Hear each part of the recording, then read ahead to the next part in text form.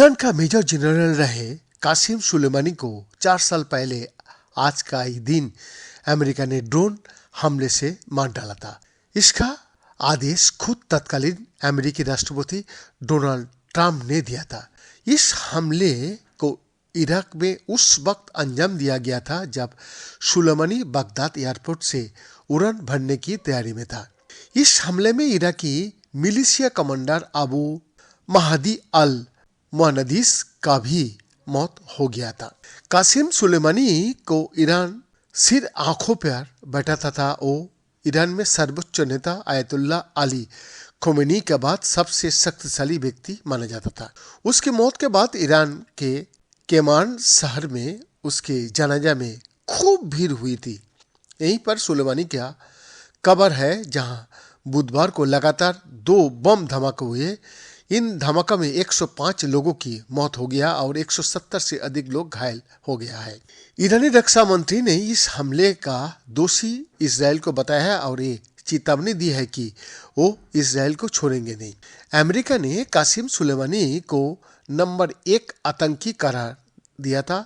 इसके बाद ट्रंप का आदेश पर बगदाद में 2 टारगेट पर निशाना साधा गया था। इराकी पैरामिलिट्री ग्रुप से उस वक्त जो बयान जारी किया गया था उसमें बताया गया था बगदाद एयरपोर्ट पर 3 रॉकेट्स के जरिए हवाई हमले हुए। इसमें ईरानी पैरामिलिट्री फोर्स का 5 जवानों का भी मौत हुए थे। ये अमेरिकी रॉकेट्स एयर कार्गो टर्मिनल का पास गिरे थे, जिससे 2 गाड़ियां में आग लगी थी। इस हमले में कई लोग गंभीर रूप से जख्मी भी हो गया था। ईरान में कासिम सुलेमानी की कब्र के पास एक के बाद एक 2 विस्फोट हुआ है। कासिम सुलेमानी ईरान के रिवोल्यूशनरी गार्ड्स के विदेशी आर्मी का प्रमुख था, जो ईरान ही नहीं बल्कि इराक और सीरिया समेत 2 यानी कि पूरा मिडिल ईस्ट में लोकप्रिय था। खाड़ी देशों में ईरान का दबदबा बढ़ाने का श्रेय कासिम सुलेमानी को ही दिया जाता है।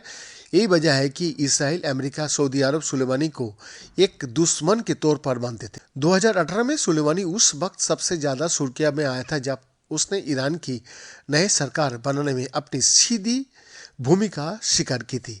इराक में उसका लगातार आना जाना था, इसलिए अमेरिका उस पर लगातार पूरी नजर रखता था।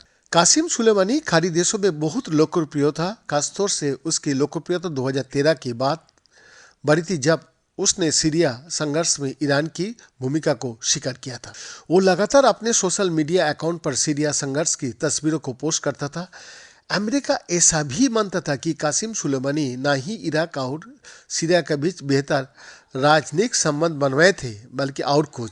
CIA के मुताबिक कासिम सुलेमानी इस्लामी क्रांति का पक्षधर था।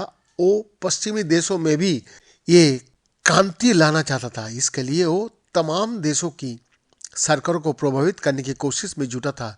ये भी माना जाता था कि आने वाली वक्त में वो ईरान में राष्ट्रपति पद का रेस में शामिल हो सकता है। हालांकि कई मौके पर सुलेमानी ने खुद इस बात का खंडन किया था। सुलेमानी इसलिए भी पश्चिमी देशों के लिए बड़ा खतरा था क्योंकि ईरान में उसकी लोकप्रियता बहुत ज़्यादा थी। वो 2018 में एक सर्वे में हुआ था जो इसमें पाया गया था, जिसमें 83% वोट के साथ सुलेमानी सबसे आगे था। इस सर्वे में कासिम ने तत्कालीन ईरानी राष्ट्रपति हसन रूहानी और तत्कालीन मंत्री मोहम्मद जवाद ने यानी वो लोगों को पीछे छोड़ दिया था। 2020 में अमेरिका ने जब कासिम को मारा, उससे पहले भी उस पर कई हमला हो चुके। BN का रिपोर्ट।